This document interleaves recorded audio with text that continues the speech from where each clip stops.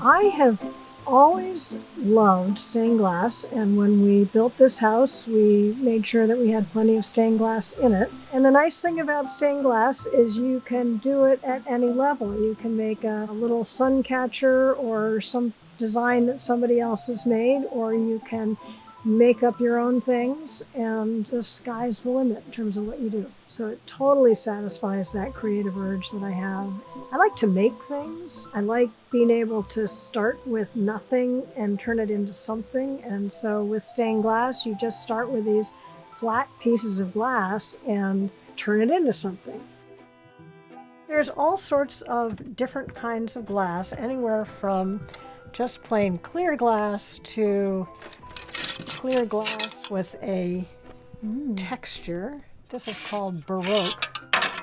And basically what I think it is there's clear glass and dark glass, and they just kind of swirl through it. And you can do confetti.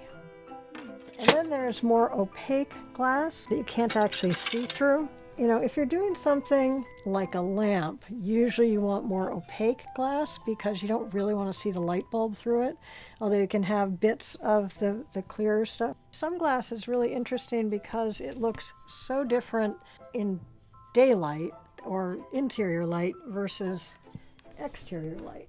And then there's glass called iridescent glass, which does some really cool effects. Can you see all the pink in it? I love when you look at something and then a certain time of day the sun comes in a certain way and something just lights up.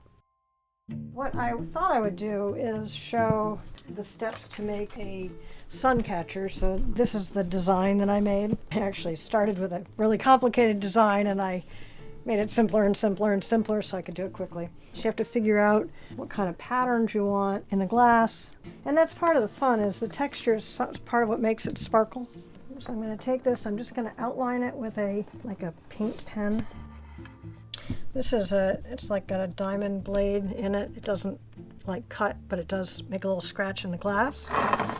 And so you just take it and you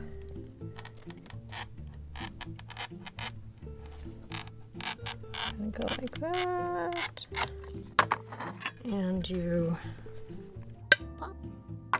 Magic, huh? You get that. It's got lots of rough edges, so I have to grind it.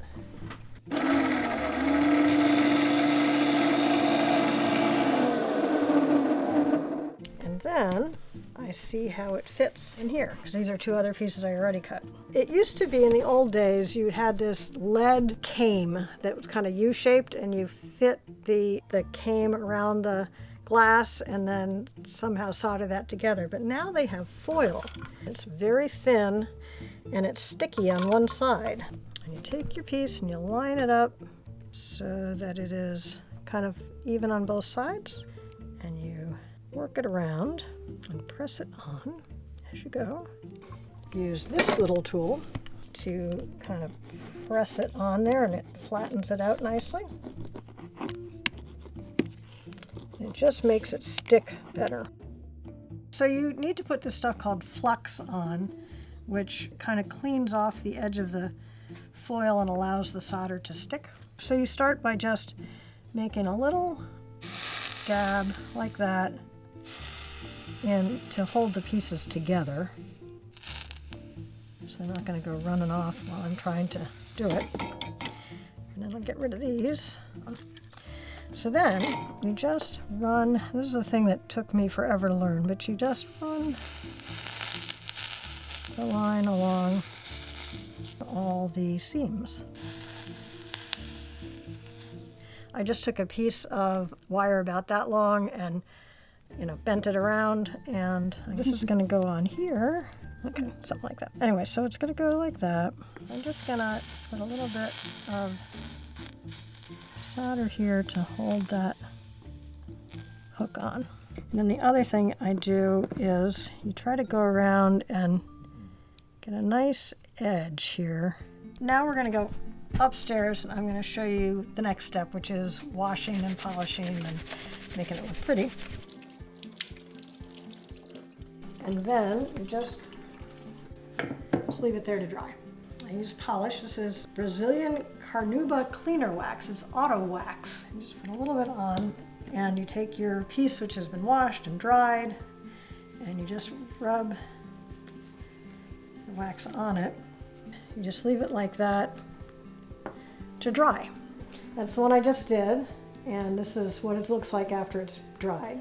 And I'm going to just buff it so it starts to look kind of nice. And then I take a toothbrush, not one I use for other things, and clean out the sort of the edges, and I kind of buff it.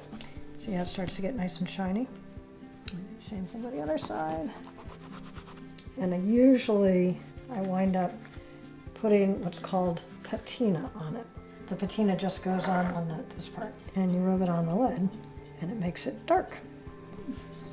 It's sort of the finish, and a lot of times it's kind of what gives stained glass work kind of its dimension, because it really tends to make the glass kind of pop. So then you rinse it off. I'm just going to dry it a little bit. You just basically doing the same thing I did before, but it just polishes up the solder a little bit. So it's not quite as black, it's just got a little bit of shine to it. And then I hang it in the window. So this one here, so a friend of mine gave me her glass that she didn't have any use for. This really interesting piece, and I kind of fiddled with which direction it should go and decided I kind of liked it like that, and then it started looking like a bunny to me. And then I thought it kind of looks like the bunny's looking out to sea, so I used this ripple glass for the sea. And I thought, well, there needs to be a bird, so I put a little bird in there. But, you know, it's just completely whimsical, but fun. This was one that was a piece of wood that Wayne Sanford gave me. It's this lovely piece of wood with all these wonderful curves, and I really liked this knob, and so I tried to make these things kind of reflect the knob, and then I made the glass go this way to slide into a groove we put there, and then had it turn the corner so that it would follow the length of the thing. And this can sit on a table. It looks great from both sides. And when the sun comes in the morning and comes through this glass, it's just spectacular. This is another one he gave me. He was going to make a bowl out of this, but there was a hole in it. So I thought about what it could be, and I thought about making a shell for it, and then I decided it looked like a nest. And so I used artistic license. It's a male mallard sitting on a nest. And then we thought, it would look good with some eggs in there. So he carved a few eggs, found a little piece of driftwood, and the mallard was born. My niece is getting married, and she said, you know, if you can do something like that. And she wanted a round-shaped lamp. So I made that. And it's kind of got the trees and the mountains and the sky and all that. Although the interesting thing is when you turn the light on, the colors change completely. This shows a work in progress where this was the original design and was a little boring with a flat top. So this was on fewer pieces, but it's still kind of boring. So then I made it curvy, but it was a little too curvy. So I made it a little less curvy, and I liked that. And then, but the sun was too small. So then I made the sun a little bit bigger. And then I did the same thing, but I put the cloud back in because she really liked the cloud. And then these are really all the same. And they're just an abstract wave, which was what I started with for the design that I was working on today. And then these are just vases or votives. So I put fairy lights in them, and they just look lovely with fairy lights in them at night. This one is a design that's mine. I actually took photographs my stepdaughter gave me of her cats. And this was something that I put together based on flowers I found on the internet and then arranged them in a way that I liked. These are scallops. And this one, interestingly, looks very different on the other side in different light. I made, well, a version of this for my niece, and it opens up to the secret compartment.